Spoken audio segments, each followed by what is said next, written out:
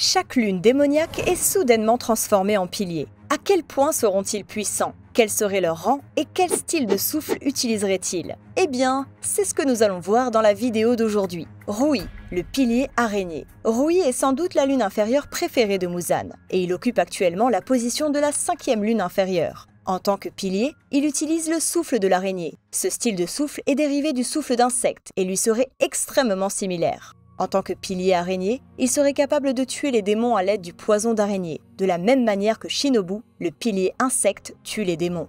Comme les araignées, ces techniques de souffle lui donneraient la capacité de créer des toiles sous différentes formes. Ces toiles seraient très efficaces pour capturer les démons et seraient si fortes et collantes que la plupart des démons, à l'exception des 12 lunes démoniaques, ne seraient capables de se libérer. En raison de sa petite taille, il serait incapable de décapiter les démons. Alors Rui utiliserait plutôt ces techniques de souffle d'araignée pour empoisonner les démons et les tuer. Cela semble vraiment similaire. En termes de personnalité, il serait obsédé par le fait de toujours être près de sa famille et ferait tout ce qui est en son pouvoir pour toujours la protéger. Il considérerait également tous ses confrères piliers comme sa famille et ferait tout ce qui est en son pouvoir pour les protéger. Son apparence en tant que pilier est très différente de son apparence de démon. Il couvrirait son corps de tatouages d'araignée et ressemblerait à un délinquant. De même, sa robe blanche serait gravée de dessins de toiles d'araignée. Dans l'ensemble, son apparence serait représentative de sa technique de souffle d'araignée. Il serait certainement un tueur de démons très fort et compétent, mais comparé aux autres piliers, il serait le plus faible. Enmu, le pilier des rêves. Lune inférieure 1, le démon Enmu est un démon excentrique et très loyal qui voue une profonde admiration au roi démon Muzan.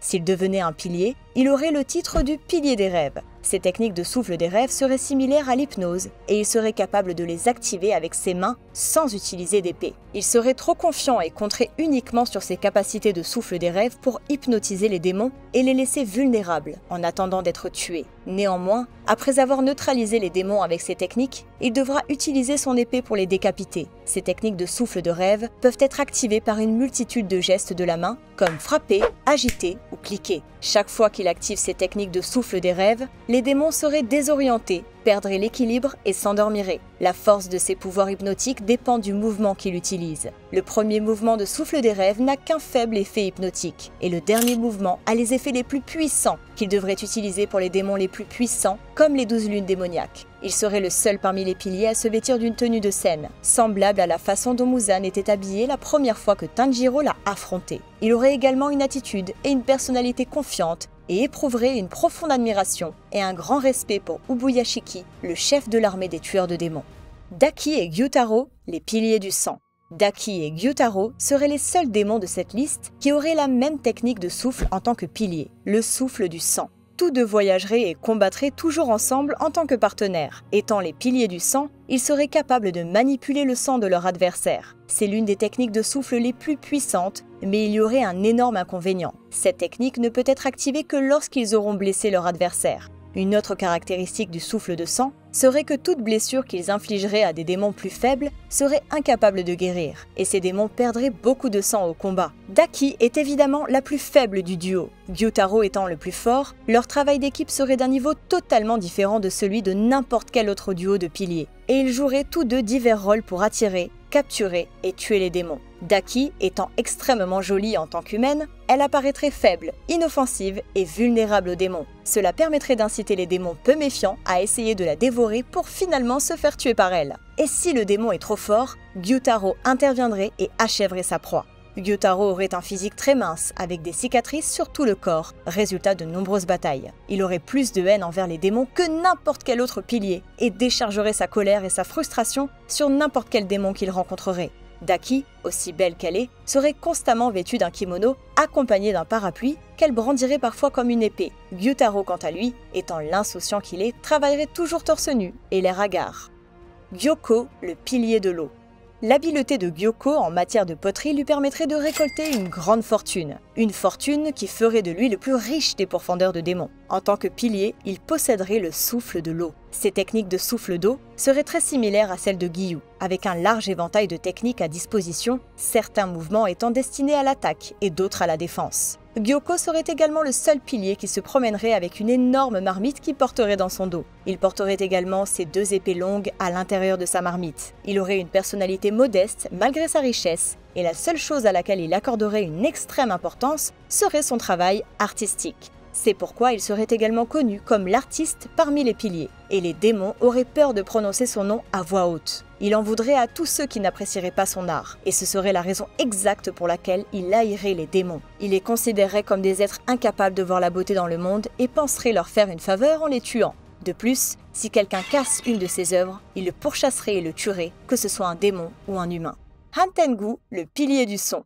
En tant que pilier, Han Tengu posséderait le souffle du son. Ses techniques de souffle sonore seraient activées en balançant sa lame et il serait capable d'exécuter seulement 3 mouvements différents. Cela ferait de lui le pilier avec le moins de mouvements de toute l'armée des pourfendeurs de démons. Le premier mouvement produirait des ondes sonores capables de désorienter les démons et d'affecter leur sens de l'ouïe. Avec le deuxième mouvement, les démons auront l'impression qu'ils sont sur le point d'exploser et leurs oreilles se mettront à saigner. Le troisième mouvement lui permettrait de repousser toutes sortes d'attaques, en utilisant des ondes sonores supersoniques pour créer une barrière autour de lui. Tous ces mouvements ne seraient dangereux que pour les démons et ne blesseraient pas les humains, quelle que soit leur proximité avec lui. Han Tengu, en tant que pilier, deviendrait une personne hautement spirituelle, avec un sens aigu de justice et de bonté. Il se promènerait toujours avec des objets spirituels, tels que des bougies, des livres et des colliers.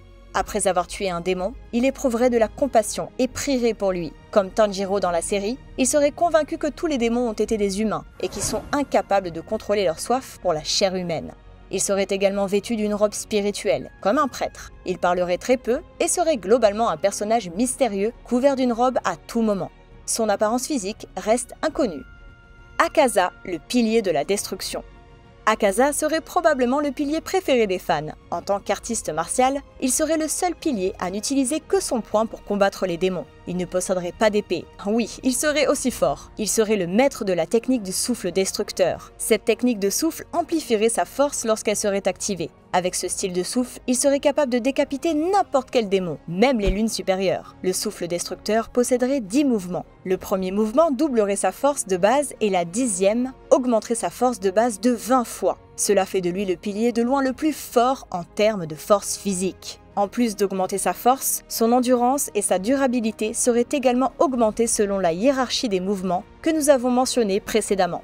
Ainsi, il pourrait même encaisser les coups de poing des démons de rang supérieur. En tant qu'artiste martial, il se promènerait toujours pieds nus et s'entraînerait beaucoup. Il serait toujours torse nu, aurait une carrure très musclée et une attitude joyeuse. Comme il n'utilise pas d'épée pour se battre, il porterait des anneaux du soleil autour de ses doigts. Grâce à cela, lorsqu'il frapperait un démon et le décapiterait, le démon ne pourrait plus se régénérer. On peut supposer qu'il serait le même qu'avant la mort de Keizo et Koyuki. Une personne au cœur tendre et honnête, toujours prête à aider et à protéger les autres. Doma, le pilier de glace. Doma serait un pilier extrêmement flamboyant, excentrique et tape à l'œil comme Tengen dans la série. Il posséderait des techniques de souffle de glace. Il se porterait toujours volontaire pour participer à des batailles dès que l'occasion se présenterait. C'est parce qu'il aime tuer des démons et tester ses capacités. En utilisant ces techniques de souffle, de la vapeur émanerait de son épée et il serait capable d'utiliser plusieurs mouvements ressemblant à de la glace. Par exemple, il serait capable de tirer des projectiles de glace sur ses cibles.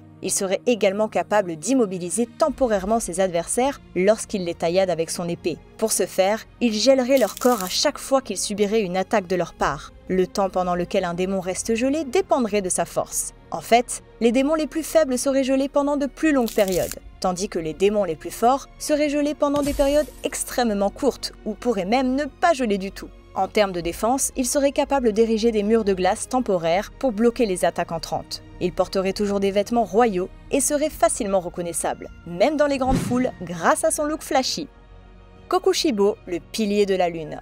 Bien qu'il n'ait jamais été officiellement déclaré que Michikatsu était un pilier, il était certainement assez fort pour en être un. Sa technique de souffle, le souffle de la lune, est la deuxième technique de souffle la plus puissante de toute la série. De ce fait, il serait de loin le pilier le plus fort de la génération actuelle. De plus, il serait le seul pilier à avoir accès au monde transparent et à un état d'altruisme. Cette capacité lui permettrait de combattre même certaines lunes supérieures avec une relative facilité. En supposant que Yoruichi soit toujours en vie dans cet univers alternatif, il serait le seul humain capable de vaincre Kokushibo au combat. Ces techniques de souffle de la lune ont été montrées comme étant capables d'envoyer plusieurs attaques en même temps. Par conséquent, Kokushibo, en tant que pilier, devrait être capable de combattre plusieurs démons simultanément. Bien entendu, il conserverait sa personnalité jalouse et s'efforcerait d'être toujours le plus fort. Il chercherait toujours des adversaires de plus en plus forts à combattre et verrait cela comme un moyen de s'entraîner. Cependant, en tant que détenteur de la grande technique du souffle de la lune, il l'emporterait toujours et se battrait contre n'importe quel démon,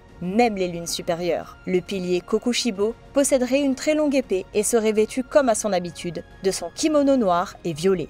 Cliquez sur cette vidéo où nous vous expliquons ce qui se passerait si tous les piliers se transformaient en démons. Allez-y, cliquez!